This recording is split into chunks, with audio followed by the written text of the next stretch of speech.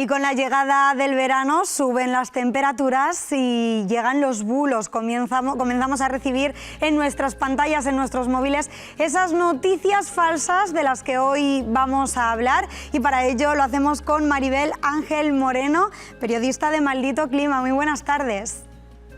¿Qué tal, Isabel? ¿Cómo estás? Pues deseando conocer cuáles son esos bulos que se dan año tras año y cuáles son también los nuevos que pueden surgir. No sé si quieres comenzar por alguno en concreto.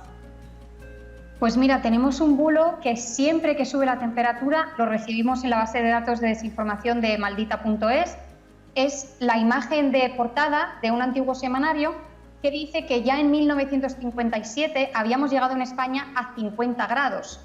Más concretamente, el semanario dice que en algún lugar de La Mancha. Bueno, pues aunque esta revista es real, hay que decir que esa temperatura no se midió de forma correcta. Si accedes al texto interior de la revista, dice que la temperatura se midió al sol. Ahora os explicaré por qué no es correcto medir la temperatura al sol, pero antes de nada quiero que nos quedemos con un dato, y es que medidos de forma fiable, es decir, de forma correcta, no se han registrado en España nunca los 50 grados. La temperatura máxima registrada en España es de 47,6 grados, de forma correcta, repito, en La Rambla, que es un pueblo de Córdoba, en 2021, en agosto.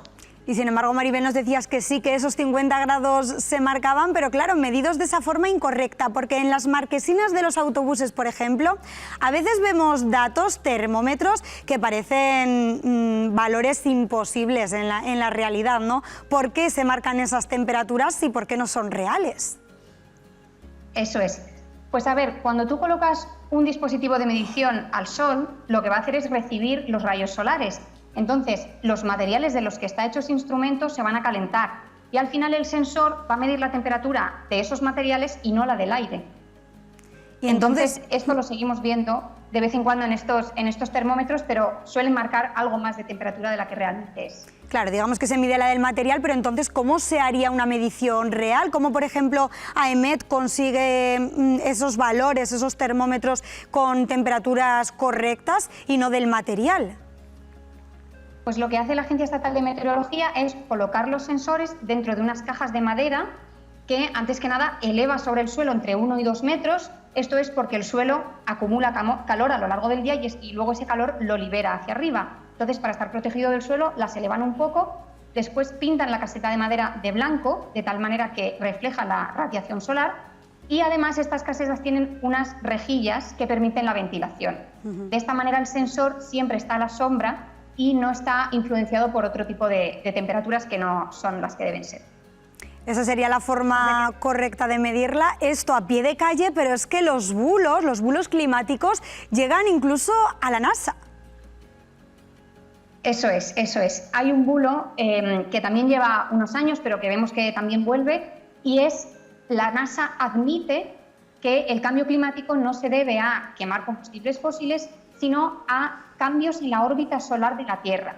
Y dicen que la propia NASA está diciendo esto. Bueno, es muy fácil saber qué está diciendo realmente la NASA si acudes a los artículos divulgativos que publican en su página web, y ahí lo que dicen claramente es: sí, los científicos han analizado cómo esos cambios en la órbita que la Tierra dibuja alrededor del Sol influyen en el clima. Y sí, influyen en el clima, pero a escalas de miles y miles de años. Es un cambio muy lento.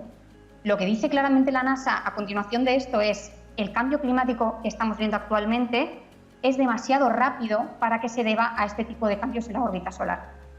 Y de ahí esa explicación, que a veces no son informaciones que surgen de otra información falsa, sino de una información mal entendida o tergiversada, ¿no? Y otra de las que más me ha llamado la atención, Maribel, tiene que ver con la agricultura. España y 12 países más han firmado un acuerdo para abolir la agricultura. No, esto no es así.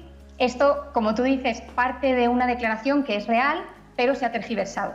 Lo que realmente han firmado los ministros y los embajadores de estos 13 países, donde también están Estados Unidos, también está Chile, por ejemplo, que son países con un sector agrícola importante, es reducir las emisiones de metano de este sector. Como sabéis, el metano es un gas de efecto invernadero que dura menos tiempo en la atmósfera que el CO2, pero durante ese tiempo calienta mucho más.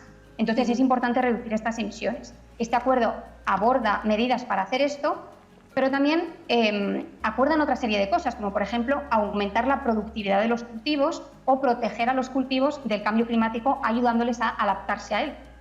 Pues importantísimo, desde luego, aclarar todas estas informaciones y desmontar todos estos bulos. Muchísimas gracias, Maribel Ángel Moreno, por aclararnos.